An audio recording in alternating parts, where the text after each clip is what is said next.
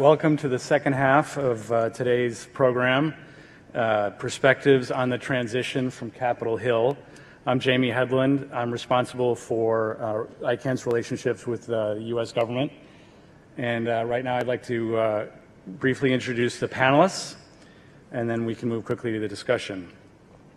So immediately to my left is Jeff Farah, who is counsel to the U.S. Senate Committee on Commerce, Science, and Transportation, where he advises Chairman John Thune and Republican members of the Committee on Communications, Technology, and Internet Policy.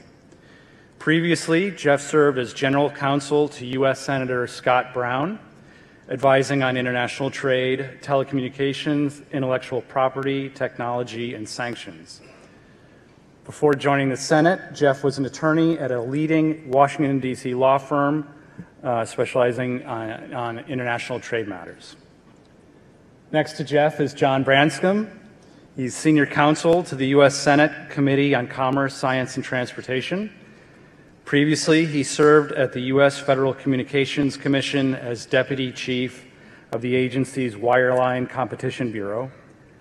He also previously served as counsel for communications and intellectual property matters for U.S. Senator Amy Klobuchar.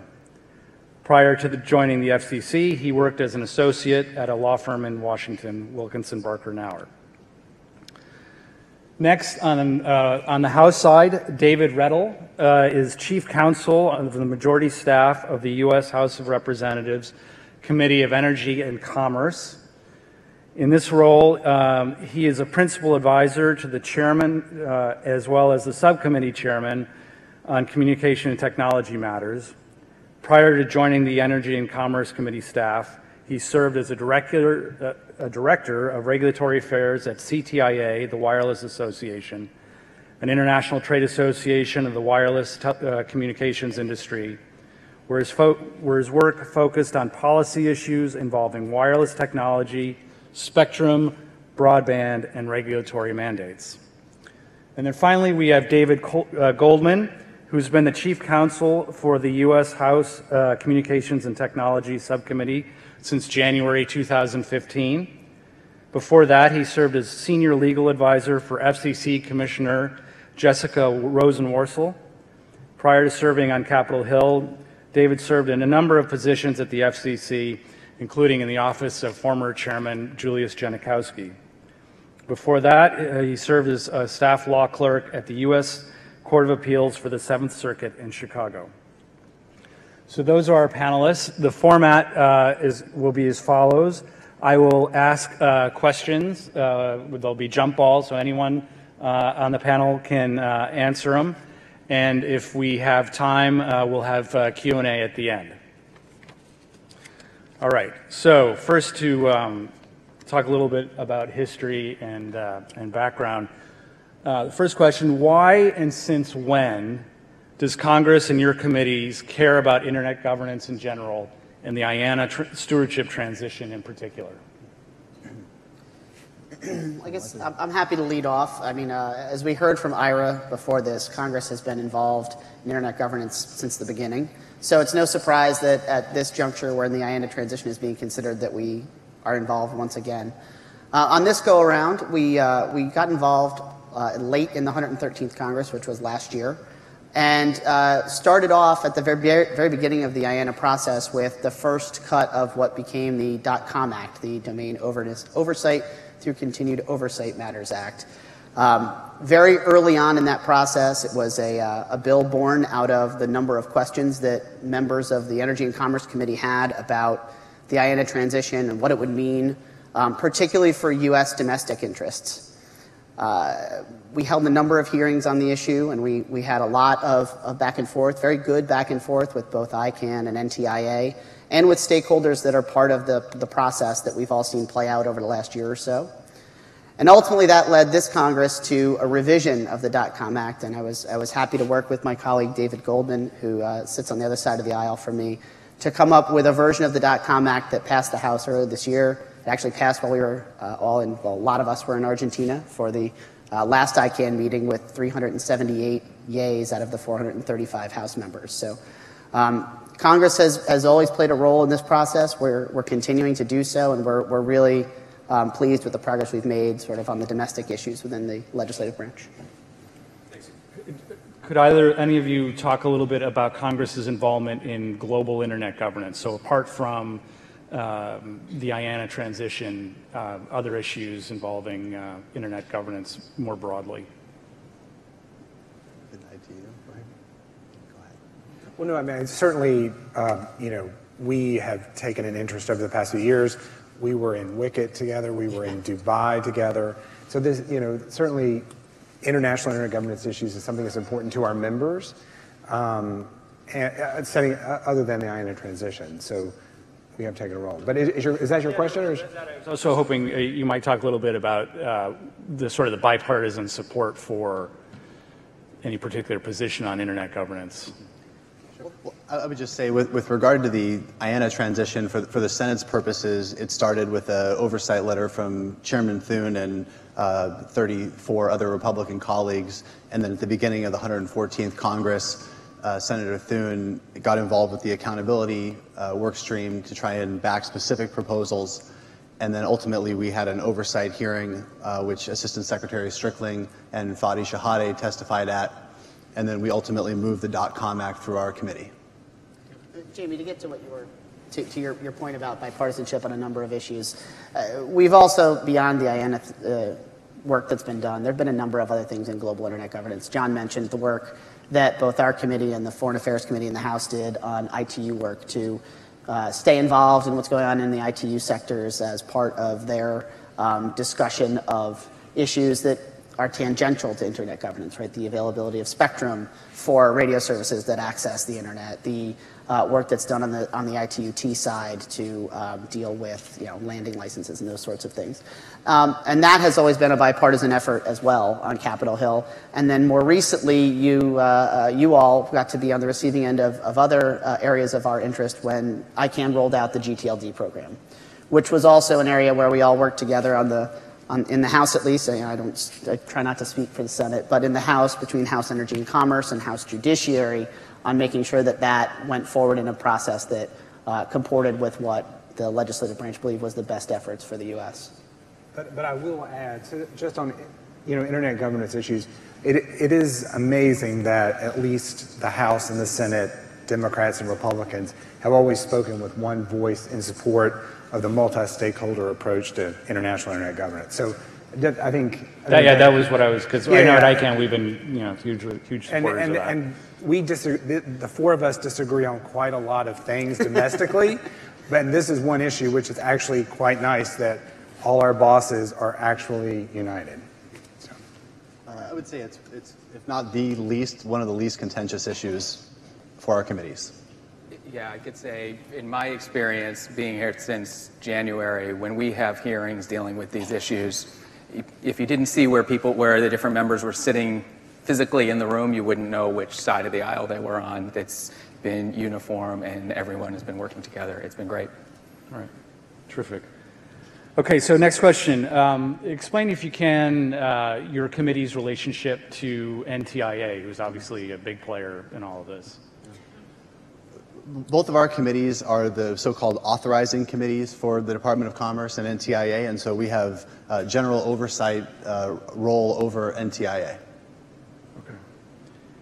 That means, as a practical matter, that means, NTIA's governing statute, the NTIA Organization Act, was promulgated by our committee. It is amended by our committee when there's amendments made in the Congress, and we regularly conduct oversight over their activities. So we have a very good working relationship with NTIA.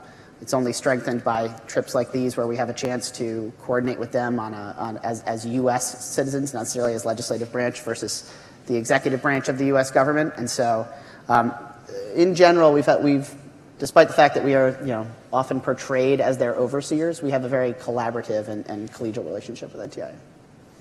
All right. You mentioned the DotCom Act. Somebody mentioned the DotCom Act earlier. There's a number of bills that have been floated in this Congress, last Congress, dealing with the transition, including the DotCom Act, including a spending bill that would seek to block the transition from taking place.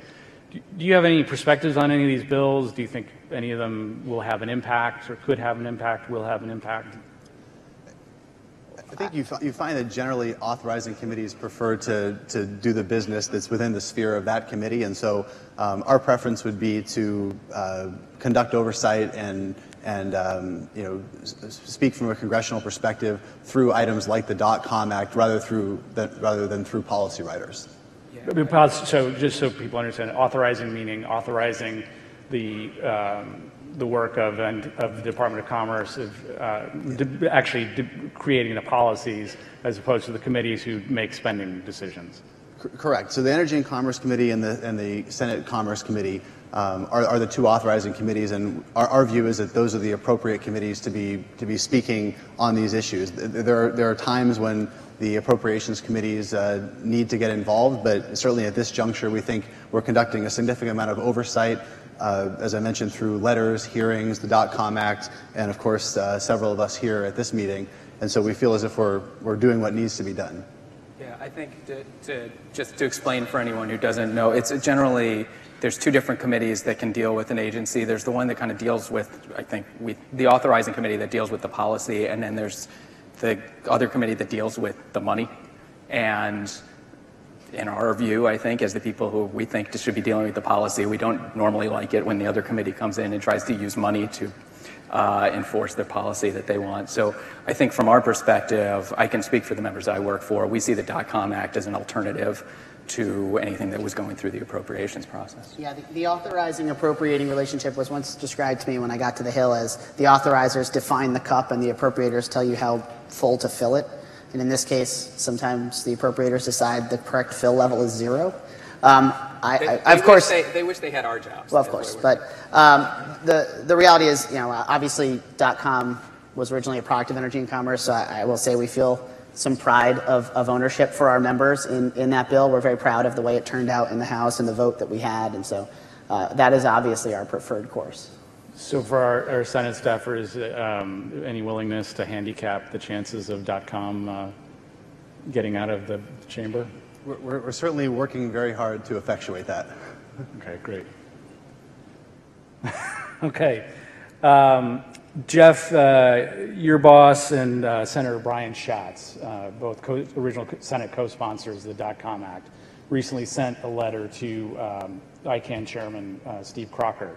I don't know that everyone's seen it here, but I was wondering if you could, you mentioned the letter that your boss and Senator Rubio sent back in July of 2014.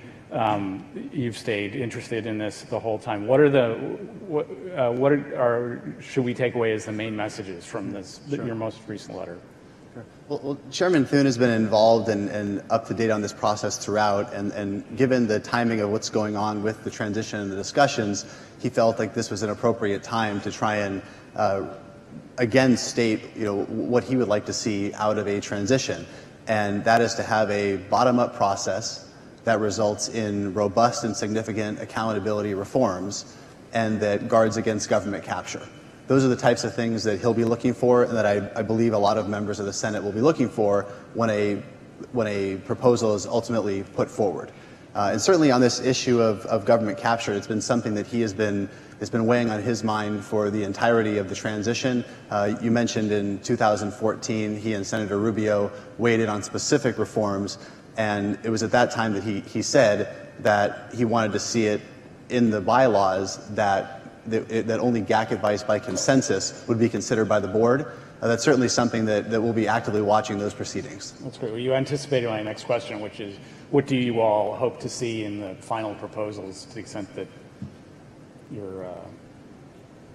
I would certainly reiterate what Jeff said. My bosses also felt very strongly, and we've said it at many of our hearings, that there are sort of a couple things that we want to see out of this. One is we're going to want to see compliance with the NTIA criteria. And recently, as a result of the process that started in the 113th Congress, we got a report back from the U.S. Government Accountability Office that discusses sort of the domestic policy aspects of the IANA transition. And one of the recommendations they made was that NTIA have a process in place that can be looked at and scrutinized for how they're going to analyze this. My understanding is that NTIA is in the process of doing so, which we view as a really positive development. So using a really standards-based review methodology for evaluating the proposal. Yeah, so I mean, we're really hoping to see a rigorous analysis of whatever proposal is put in front of NTIA. I would, again, reiterate what Jeff said about the role of consensus in the GAC. If we are talking about a multi-stakeholder system, then we have to actually be talking about a multi-stakeholder system where only those groups that have produced consensus are able to bring something up. That's a very important aspect for us as well. Okay. Yeah, I think I could say, I mean, the point, just to follow up on the point about consensus, I think that that's completely consistent with the positions that the Democratic members in the House have taken so far. I think what the members that I work for, I think what they'll be looking for is that it's what we get back is something that still supports the multi-stakeholder approach, has broad consensus, and definitely has, I mean, strong accountability is going to be very important to everybody. I would associate myself with the remarks of my colleagues on that. I think we're fairly united on that, right? So, yeah. All right.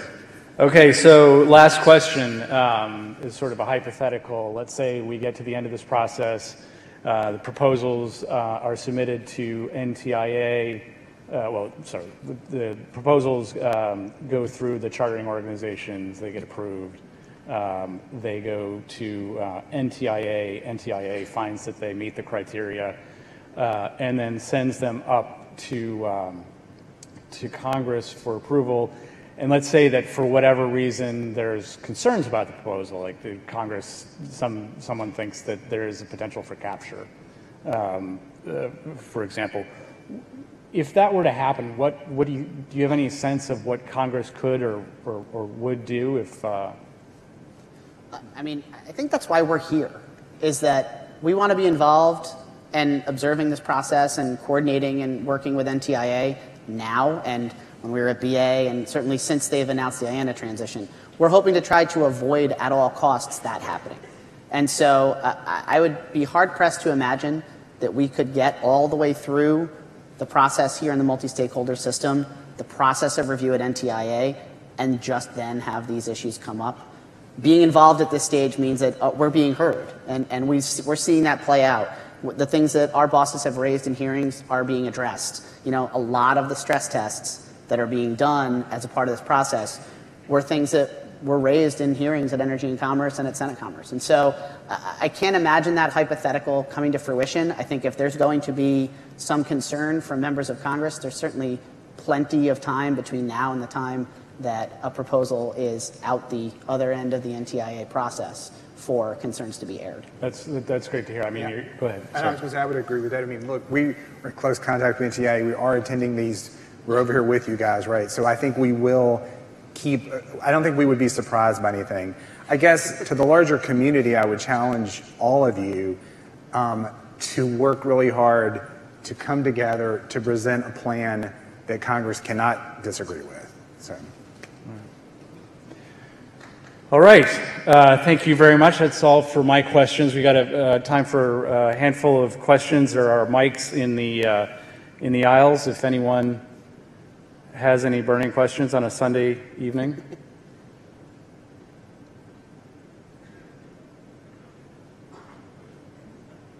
I have a quick question. It's Killian from Dublin. How much of the bipartisan atmosphere and environment is down to ignorance from the legislators? And what I mean by that is that perhaps, I'm speculating here that one of the reasons that there has been agreement on the internet is because the politicians don't understand what it is. I don't think that's the case with the committees of jurisdiction. I mean, certainly we've spent a lot of time, our personal time, educating the membership of our committees about what ICANN is and what it isn't, what multi-stakeholderism is and isn't. And so the members of our committees are very well informed on both sides of the aisle. I'll admit once you get out past the committee's jurisdiction, perhaps the understanding falls off a little bit, but that's frankly true of any issue. But that's frankly the reason for the committee system in Yes. Congress, is so that members with jurisdiction over the issue can get educated on the issues and present a straightforward process for getting there. And to double back on what I said, that's why we're here. I mean, we're here to help our bosses. Our bosses can't be everywhere, unfortunately, so we're here to help make sure that we see what goes on here and can report back to them what's happened. But I would also say, I mean, that's also, we've had a number of hearings, at least in our subcommittee, on this, where we bring in very educated witnesses. Fadi's been there a number of times, Larry Strickling's been there a number of times, and the way those hearings have been going, they're not partisan showcase affairs. They are educational. And the members have been very interested and dig into the issues, and I think they're fairly well educated on it. And for that matter, when we've brought in witnesses for our hearings, it's not just, don't get me wrong, we like Assistant Secretary Strickling and Fadi well enough, but we've also brought in stakeholders. We had Intel at a hearing. ISOC has been at a number of our hearings. We've had groups that are all part of this process come in to speak directly to our membership and tell them exactly what's going on, exactly what they should care about. So. Yeah, it would make my life a whole lot easier if there was more ignorance, but unfortunately. Anyway, any other questions? Oh, sorry, yes, sir. I've got two questions for you guys. The first is, how concerned are your bosses with the possibility of the Ted Cruz amendment to the DotCom Act, which would require prerogative approval by Congress, getting included in the legislation that finally comes out of the Senate House reconciliation process? And my second question is, again, what are your feelings, or can you express what you think your boss's feelings are with regards to the probability of this whole transition effort getting sucked up into the vortex of the 2016 election cycle, given that at least two of the Republican potential candidates have come out in opposition of this so far? All right, so two questions. One, Cruz amendment. Two, the interaction between the proposals and the presidential campaigns. Mm-hmm. Yeah. Well, with regard to Senator Cruz's amendment, Senator Cruz is a member of the Commerce Committee, and he worked through our markup process to offer an amendment in good faith. And I think that Senator Thune certainly, acknowledges some of his concerns, and he went through the process, offered his amendment. That amendment ultimately failed, and the version that was reported out of our committee was identical to the version of .com that passed the House of Representatives, and that's the version that we'll be trying to pass and have been trying to pass.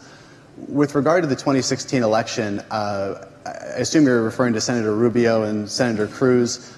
Senator Cruz has some concerns about the IANA transition, and certainly those are well publicized. I think Senator Rubio is not quite in that position. If I don't want to characterize his position too much, but he's certainly been involved in a lot of internet governance issues going back to, I think, the 112th Congress. And so how much this gets caught up in the 2016 politics, I don't know. There's no shortage of issues that are out there for people to talk about, and so we'll have to wait and see. All right. Good afternoon, Christopher Wilkinson. Thank you for your wisdom and your remarks. Historically, I was partly responsible for the present balance between the multi-stakeholder system in ICANN and including the government's advisory role. Basically, I set this up in Europe with Ira Magaziner in the United States at the time. All I would like to say is that from what you say, some of your members are being unnecessarily alarmist about government capture. That is not the issue. Yesterday, Fadi gave a lecture about including capture. The problem of capture is multi-stakeholder. You've got to have a balance throughout the system, throughout the organization, including commercial and industrial participants. So please cool this down. There is no risk of government capture. There is a very healthy balance between governments and the rest of the multi-stakeholder system, and that should continue, and I ask you to support it. I would just, in response, say I think we all are in agreement with you, that we think the system, the balance that exists now between governments and other stakeholders in ICANN is an appropriate balance. And I wouldn't characterize my bosses as alarmists, because I'd lose my job. But besides that, I think there's real concern, and that concern should be addressed. And I applaud everyone in the multi-stakeholder community for the work they're doing to address those concerns, founded or otherwise. Thanks. Steve. Thanks. Steve Delbianco with NetChoice and a member of the Cross Community Working Group, and I've been privileged to be a witness in some of the hearings that you've held. And I want to certainly correct any perceptions in this room that, judging by the questions asked by your bosses, that there's a lack of awareness. Because I would encourage anyone to attend a meeting or two with congressional staff as they drill into hundreds of pages of detail and ask every witness a lot of questions long before the cameras are running in the hearing room. And the report language that these gentlemen put together to support everything that comes before their committees reveals an in-depth understanding of the internet that I would challenge any other government to match. And this is despite the sketchy reputation we have in America of having a Congress that can't get anything done. But I'm glad to say that when we do something, we seem to do it rather well in the case of what you guys have all done. So I applaud your efforts and acknowledge how hard it was for you to stay focused and to avoid ladening the DotCom Act with specific little fixes or tweaks or what a special interest might have come to you and asked you, can't you just put this in? To your credit, you've resisted all of that. The DotCom Act is so clean in that it endorses NTIA's requirements verbatim, and then it says to the community, we back the community. If we come up with the consensus recommendations for the transition as well as the accountability part, well then Congress is in a position to endorse the transition. That's the most help you can be. And finally, on the notion of capture, you don't know how right you are worrying about capture, but it's not necessarily some notion that governments will take over.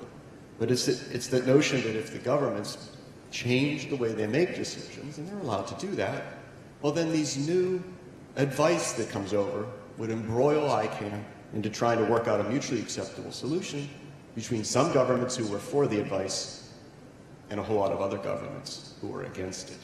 So it's a disaster, I think, to put ICANN's board in a position of negotiating between governments who have sovereign powers and want to have their interests respected. I think it's very wise to pay attention, as you have, of avoiding in a situation where if governments move to something less than consensus, that their contentious opinions don't embroil ICANN or capture ICANN into a process of working out a negotiation among governments. ICANN doesn't do that. Maybe the UN does. So let them worry about that, but don't make ICANN into a mini UN to work out differences among governments. Thank you again for all your effort. Thanks. Yeah, I'll respond to Steve a little bit too. Steve, thank you and for your kind words, and thank you for your sage testimony when you come to the committee. We come from a body where the two sides of an argument fail to reach consensus. We don't get to have any output. If the House and Senate can't agree on language in a conference, as it turns out, we don't get to put it forward to the president. So we certainly can understand the frustration that brings, but that process is what we are used to living with. All right, last question. Hi, my name is Jordan Carter. I'm one of the rapporteurs on the CCWG process. And one of the downsides or upsides of that means that you get stuck in a lot of detail. A lot of meetings. And you guys have a very different perspective coming from outside, from a kind of political governmental context. So the question I would find it really interesting to know the answer to is, in observing this process so far and where we've got to, what have you found most surprising in the conclusions that we've reached?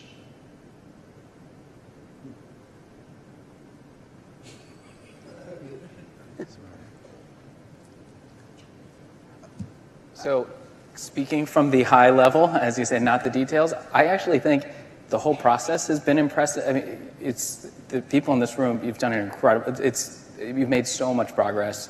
It's been such a great job, and I mean, as we were hearing, we're so far along, and I think just, I don't know, the multi-stakeholder approach is a little overwhelming when you first approach it, and to see how well that everybody has been able to get there, I think, so again, to your description, and we're at the high level rather than the details, and I'll avoid getting into details, I think just the progress has been really impressive. I think for me, the most surprising thing, I mean, we get paid to sit in meetings and work out policy decisions. Most of the people that participate in this process, this is a side gig, and in some cases an unpaid side gig. And I think the most impressive thing to me, the most surprising thing, is the level of passion and the level of involvement from folks that don't necessarily have skin in the game other than being internet users. I think that's the most surprising thing to me, and it has been throughout my involvement in the ICANN process. This isn't my first ICANN meeting, and every meeting it seems to be more and more impressive how many people are involved and care and want to be a part of this process. That's the most surprising thing to me. All right. Okay, now this is really the last question. Thank you. And I think I need to speak in English because even if we have the interpretation, you don't have the headset to... yeah, you can read, but it's not the same thing that to use the good tools we have in this organization to have the interpretation. And thank you. Your last words was very interesting because I think we need to take into account in all that end user, and I am one of them here in this organization, and I think those 3 billion users need to know where we will go and how we will go. And I have sometimes the impression, today I have the impression that, sorry guys, but I don't understand what you are, how you are organized. I am not a US citizen, I am not, then a lot of things you are telling us to do, we have trouble to understand why we need to do that. Because at the end of the day, what it's important is that the world agree on what we want to do. Okay, but the last one who will say it's a Congress? I was thinking that it was something else, it was a community that need to be agreed on. Then my question is how you want to reconcile that, because the impression I have here is that you will be the last one, your organization, the Congress will be the last one to have a say. That's my first question. My second recommendation, you need to talk with the government, with the GAC, because the community working group on accountability will not be the right place to negotiate what the government advisory committee has right to do within this organization. If you have requests, then I hope that you would convince the GAC that they will agree with your request. Don't ask the end user to be in the middle of that, because it's not our role. Thank you. I mean, I'm happy to chat. I don't think that any of us seem to believe that Congress has the last say in this, but it is an interesting thing for the worldwide multi-stakeholder community to get a small vision into the intergovernmental process of the United States. Because ultimately what's happening here is there's a process that's occurring in the multi-stakeholder system, but there's also an intra-US government process that's going on. And I don't envy him this role, but Assistant Secretary Strickling is sitting right in between those two processes. And it's a very difficult place to be, and like I said, I don't think any of us want his job right now. But there is a process that he has to go through within our own government that includes being responsive to the authorizing committees on Capitol Hill that ultimately fund his agency. And so I don't think I would characterize it as the United States Congress having the last say in the multi-stakeholder system. However, we do have an affirmative oversight role over NTIA.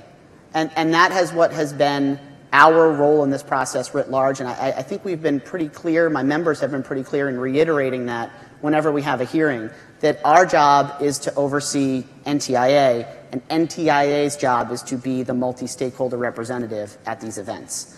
I don't, for one, want to be the one to represent the U.S. government in the multi-stakeholder system. I don't think that that would necessarily be the most productive use of my time. But being here to make sure that we are seen and heard as a part of this decision is absolutely a part of what we do. That makes sense. All right. Jeff, John, David, and David, thank you very much. Really appreciate you coming today.